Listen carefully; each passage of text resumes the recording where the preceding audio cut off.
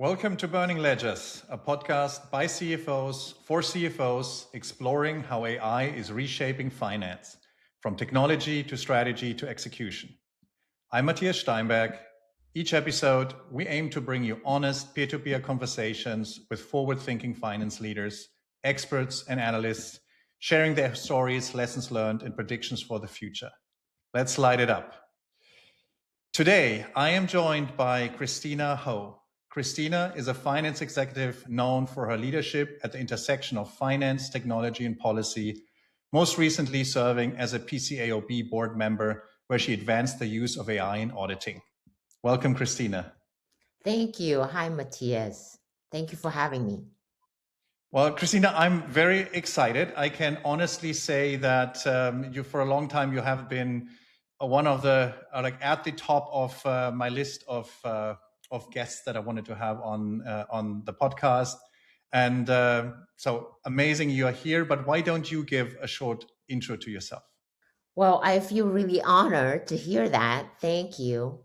I am very passionate about leveraging data and technology for major improvement and public good.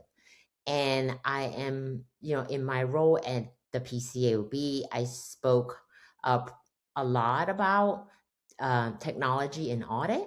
And I'm excited that, to see some of the momentum. And also, I think that I'm expecting this year will be a significant year for that. So I am so happy that I can be here to have a conversation about that.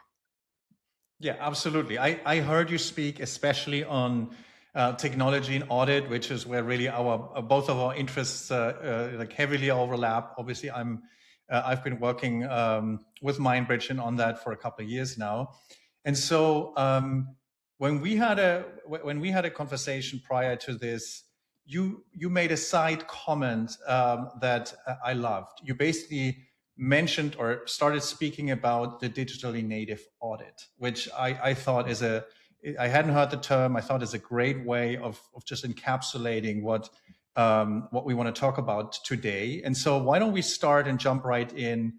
When you say digitally native audit, so I think we'll cut that out and I'll say it again, digitally native audit.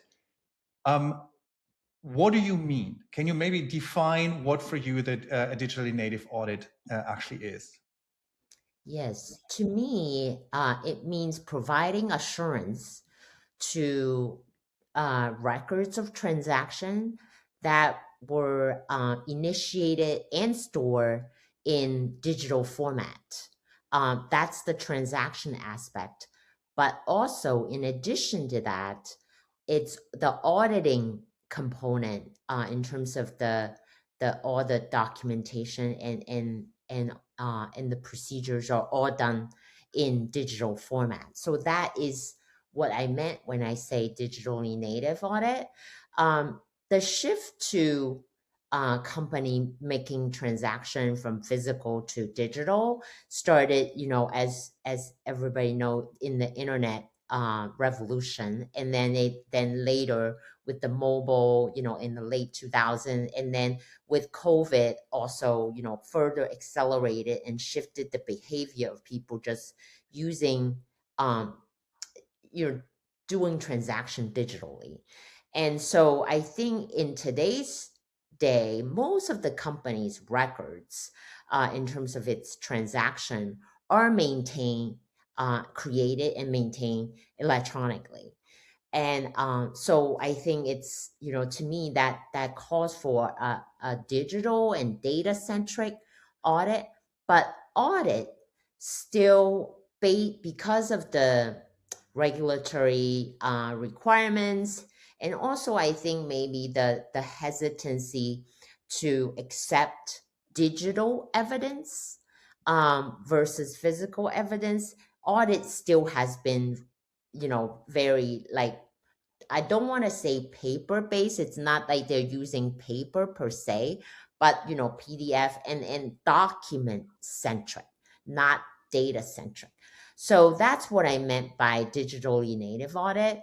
I also think that there are many, especially with the advancement of AI, there are more cloud platform being built that already have compliance control built into the platform.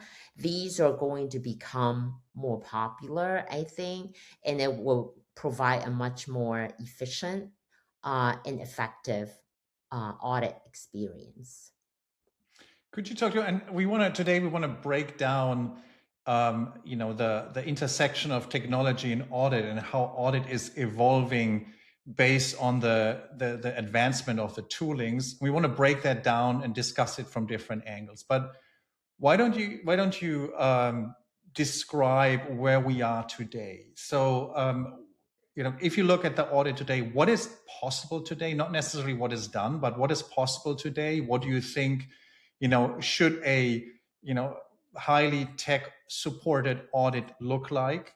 And then we can start breaking it down into its different aspects. Okay, yeah, so I can maybe just describe at a high level. So the audit process, historically has included, planning, risk assessment, um, then it's the internal control testing and the substantive testing, then it's concluding.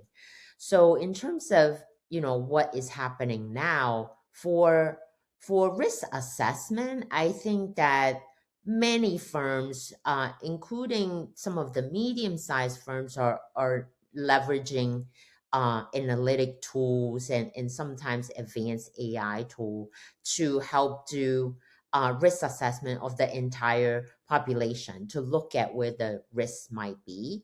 And they also do like journal entry testing. That's something that I think more common, especially in the big four firm environment. And then the internal control testing is still, I think, pretty, more manual. There's like more tools to capture sort of the walkthrough, the things like that in the type of control. But in terms of evidence, I think there's still a lot more manual. When I say manual, it doesn't necessarily mean that it's like somebody using a pen or paper doing things, but it's just not looking at it as a digital way.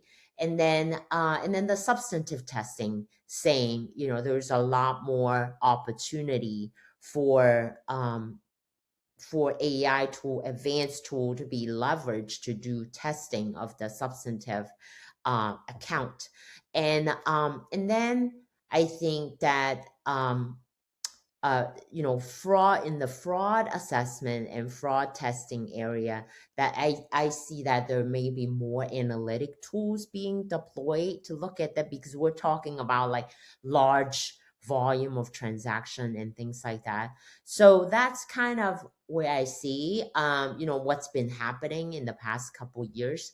This year, I expect that firms are going to start really leveraging agentic AI, um, because not only the audit firms, but the issuers, and of course we're not talking about everybody. There is a range of public companies, and some are more advanced than other, but there are big public companies that are interested in leveraging AI for their financial reporting, for all their controller function. So when that happens, firms really have to really catch up and make sure that they are also doing the audit digitally to make sure they understand what they're looking at.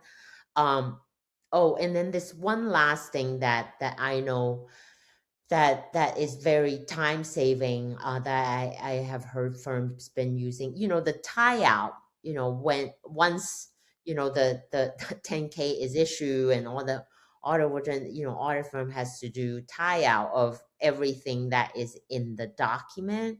And I remember doing that myself long time ago, and how time consuming it is.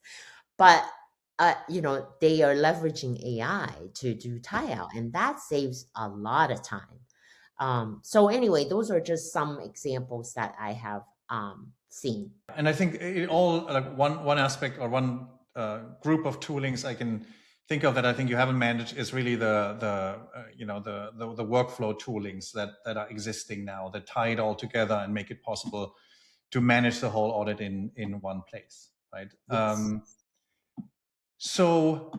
If we think about the the economics of this, I appreciate that, or I think we all appreciate that technology can make us more efficient. Technology, brings often more functionality. But one thing we on a daily basis work with is, how do we give our customers an entry into these advancements? And no one or everyone always needs to reason, why do I invest in a new tooling? Why do I invest in changes in how I do my job?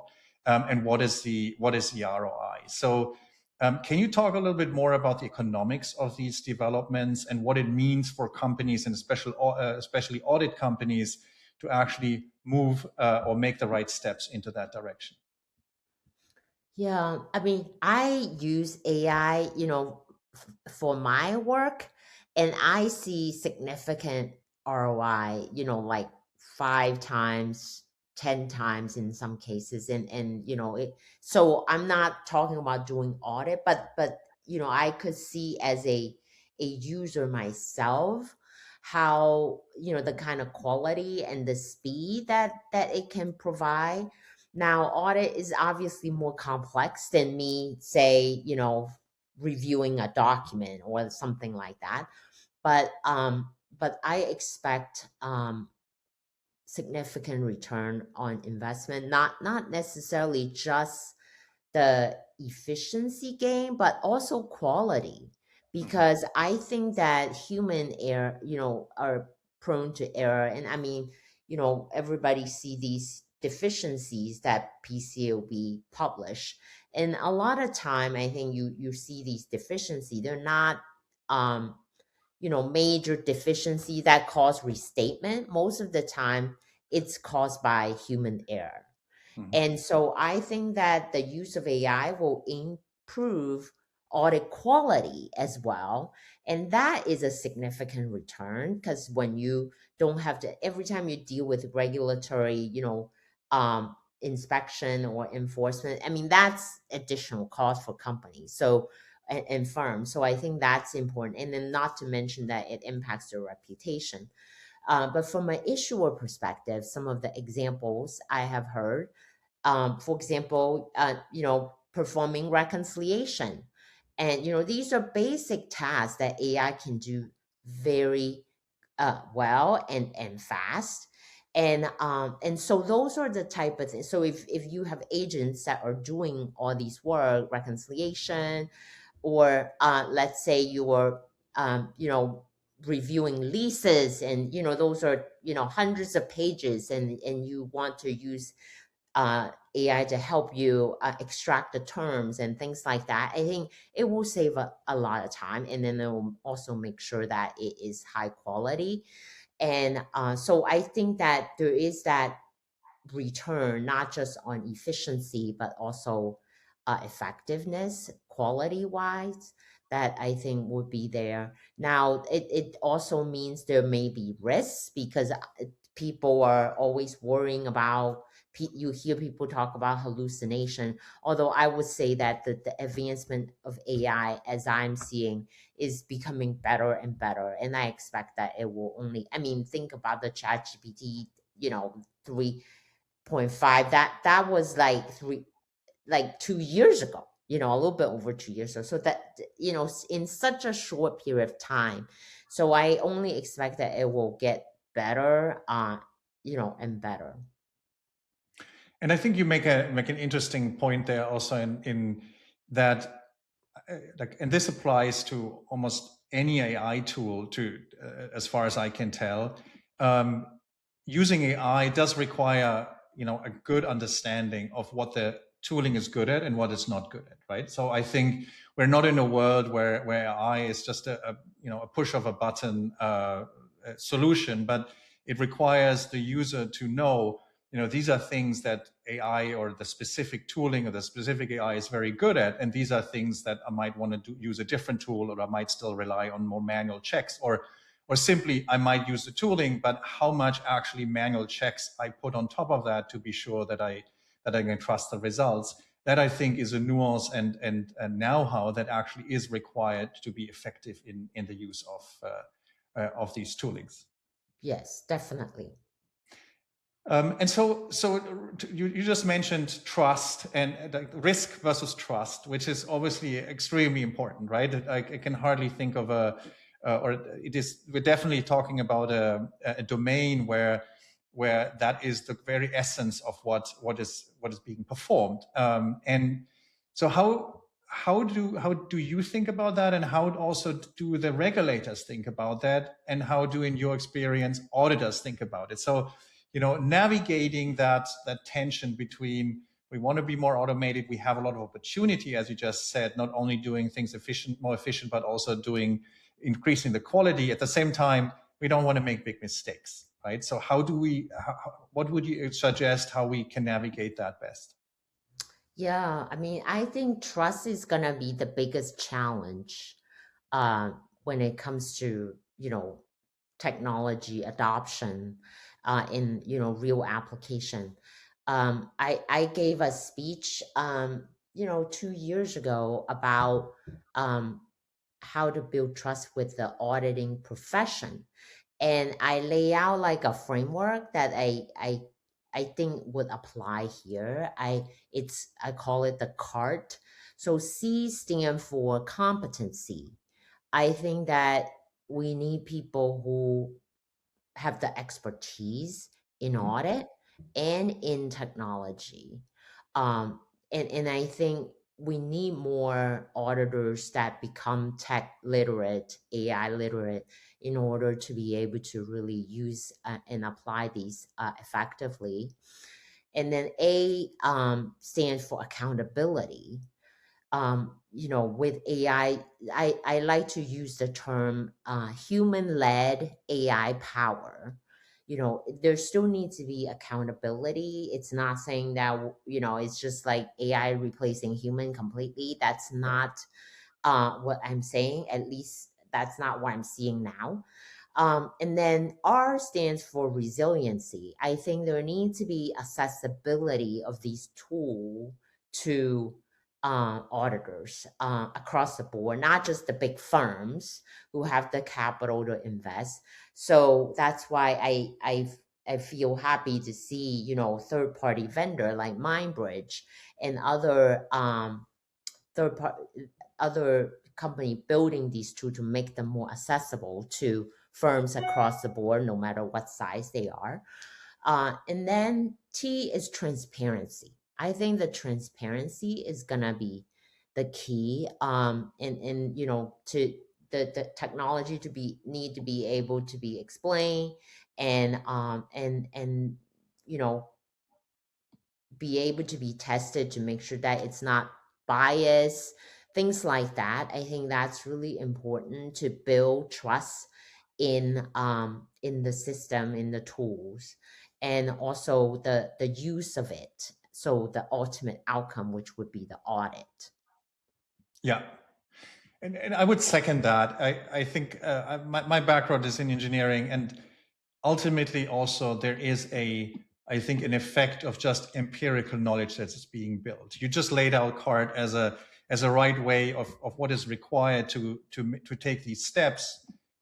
But then on top, we see that as companies start using these tools, and in the beginning, it's more or less just sandbox and testing. And then there's specific places or use cases where it can be applied and the confidence is there. And then it's expanded. And over time, you create this body of empirical knowledge of what is working and what's not working, right? And I think the trust will and does rise over time as these tools get used more and more, and there's just more and more knowledge and experience built around how well it works and where it might not work as such. So I also think there is it's the industry and the users actually, creating that experience that builds trust over time.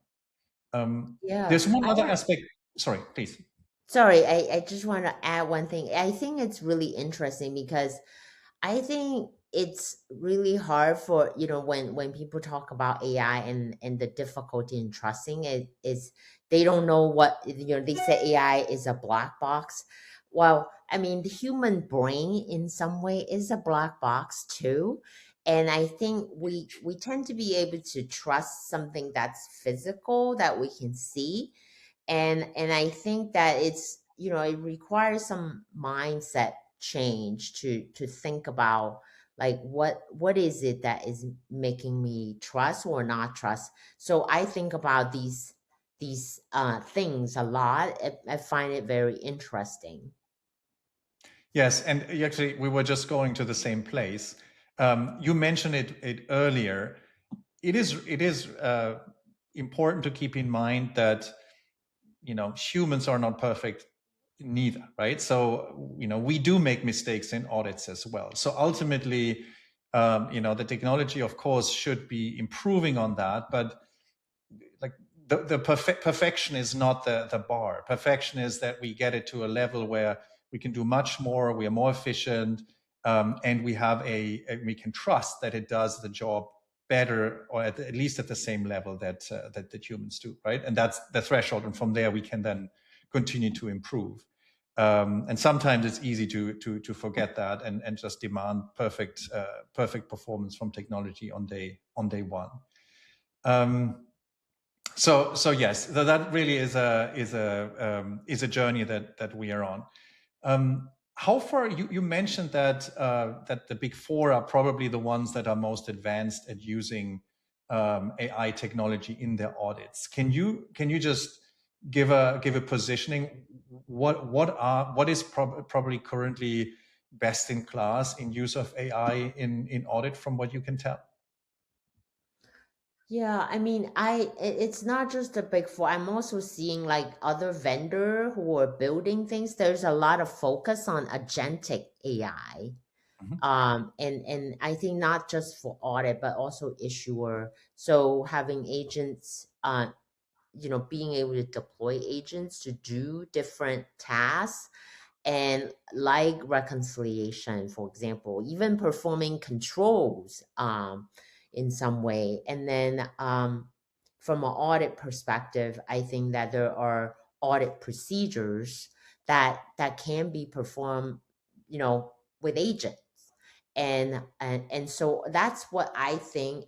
I don't see them, currently being in production use, but I've heard a lot about them, from not just the firms, but the vendor and also issuers as well. And so I expect that this year there's gonna be more, actual application of it. That's Mhm. what I'm expecting. And I Okay. think that, if you think about audit, as I know as auditor, we're always talking about the nature, extent, and the timing of the audit.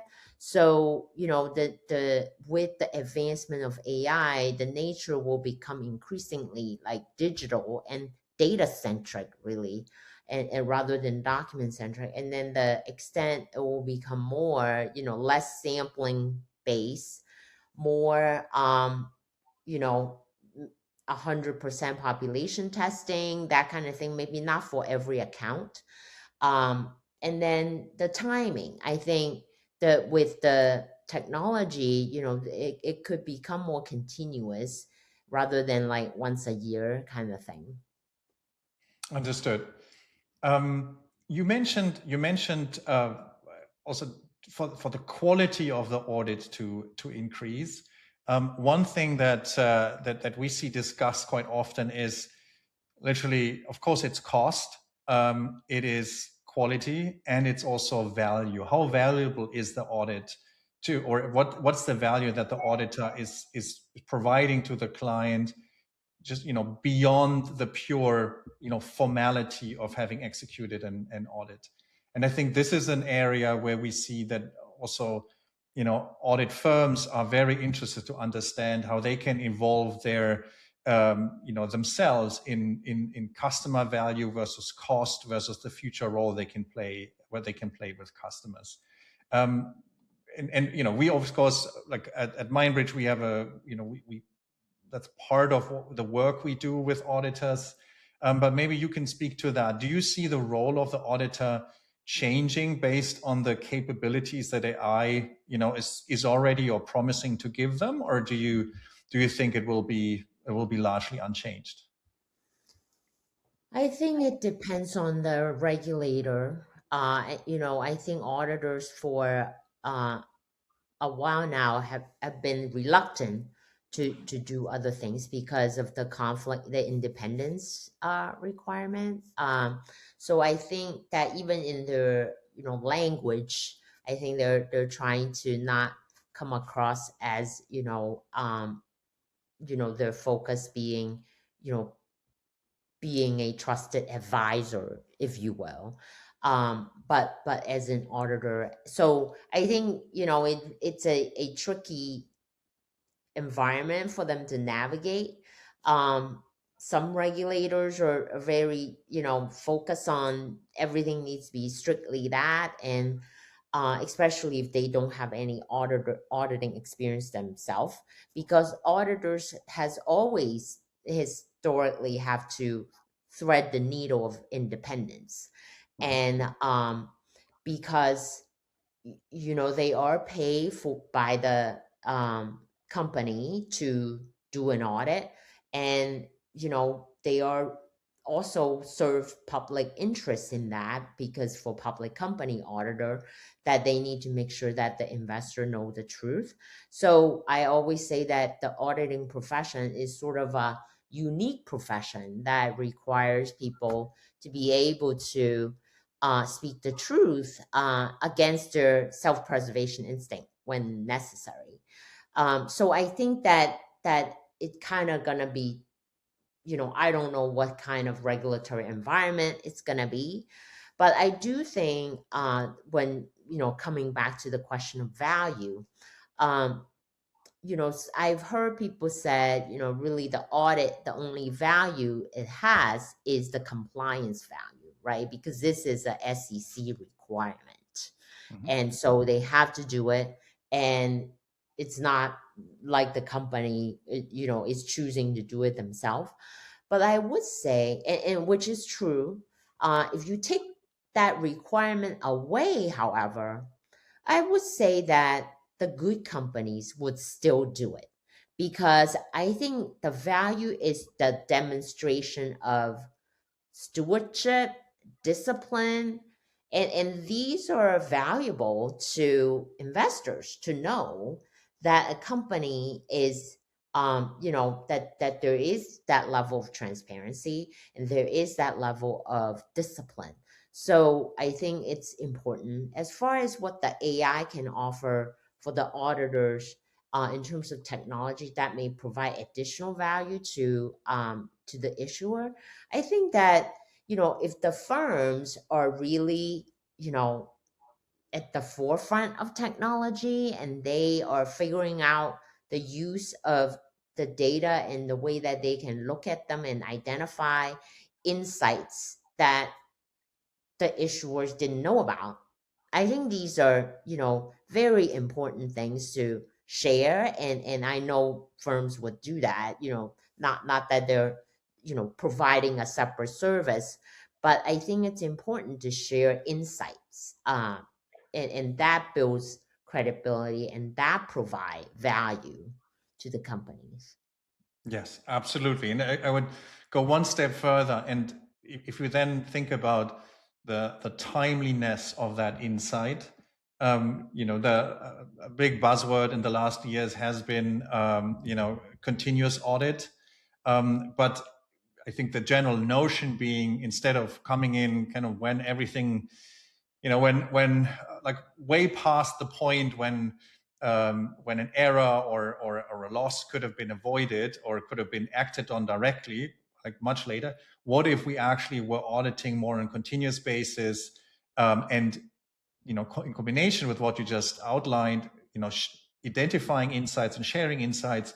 Suddenly, I think that combination can really create value that the current state of the audit didn't provide. Yeah, agree. what about the what will an audit in the future look like? And now we have moved now to, is it more continuous? Is it, are there more insights being shared? What will the audit look like? And is there any change in the roles that an auditor, the audited company, the CFO will play, or do you think there's no market change to be expected? Yeah, I do think in the next 5 years there will be some changes to, the significant changes to the nature, extent, and the timing of the audit. Mainly just because the market is gonna demand that. I mean, I think if we operate in a world that is moving so fast, people are gonna have less and less appetite to wait a year, and I think the financial reporting landscape might change because, all the financial reporting are backward looking, and then we have audit that is, done once a year, and I think that might shift because I just think that in a fast moving world, investors and other stakeholders are going, the market's gonna demand something more frequent and faster. And I think with the technology, it's gonna make it a lot easier to make those kind of changes. I know now, like, we're talking about, we hear about, changing from quarterly reporting to semi-annual, I mean, in every 6 months. But, I think with technology in the future, it's not going to be a big change. Like, whenever, one thing I expect for sure is there will definitely be change. Yeah. With the geopolitical environment. I mean, there's just going to be, every time there's going to be a change in sort of the regulatory environment or political environment, there will be a change. And so companies should be prepared to always have to adapt to these changes. And I think with technology, hopefully, it will make these changes like to easier to implement, and companies can adapt better. Good. Like, let's switch gears. I think one aspect that I think is very close to your heart is the regulator and regulation around this. So maybe you can speak more to that. And I know this really is what work you have been doing in the past. Is a regulator more of a body that is slowing the industry down? Are they encouraging it? Like, where are we currently, and what's the role you propose a regulator should take going forward? Yes. So the recommendation that the working group that I chair made almost 2 years ago now, have not been considered by the former board. Now, the good thing about it is that these recommendations are still relevant, if not even more relevant today. And so it's my hope that this new board will take a look at them and then think about how to address them, because I think that innovation and in technology is going to be something that the board really needs to address, because we don't want to hold the auditor back from innovation because of fear of compliance risks. And so I think I'm hoping that they will look at it and then choose to do something about it. And I do think that it's up to all of us to continue to engage with the regulator, to call upon them to address these technology issue, and to bring the guidance, at least issue guidance. There may not be a need for actual standard, but they need to provide some guidance about what's acceptable evidence for AI, and because AI is more probabilistic than deterministic, so there are like things that really have to be clarify what's acceptable to the regulator. So I think that that's my hope, is that we will continue to engage and call them to do and focus on the the technology and promote innovation. Okay. You spoke about the role of internal controls and the correlation or the interaction between internal controls and the external audit. Maybe you can shed some light on that. How do you see that needing to change in order to be conducive to a more technology-enabled or AI-enabled financial audit? Yeah, so, the example I gave earlier about, agent performing reconciliation. So the reconciliation is might be designated as a key control. So if an agent is performing that, what does that mean to the internal control environment? And how, what kind of, does that need to be reviewed? Does that, it really depends on the overall internal control environment. And I think this is where the CFO will, I know that while many of them want to be efficient and effective, they will not want to risk their ICFR environment, and nor should they. And they want to make sure that they continue to have a very strong internal control environment. But with a lot of these automation, internal control needs to be thought a little bit differently and recalibrated and rationalized differently if it's being performed automatedly, and also let's say agent is doing it. So I think that's what I was referring to. I think that, and this goes to the PCAOB standard, whether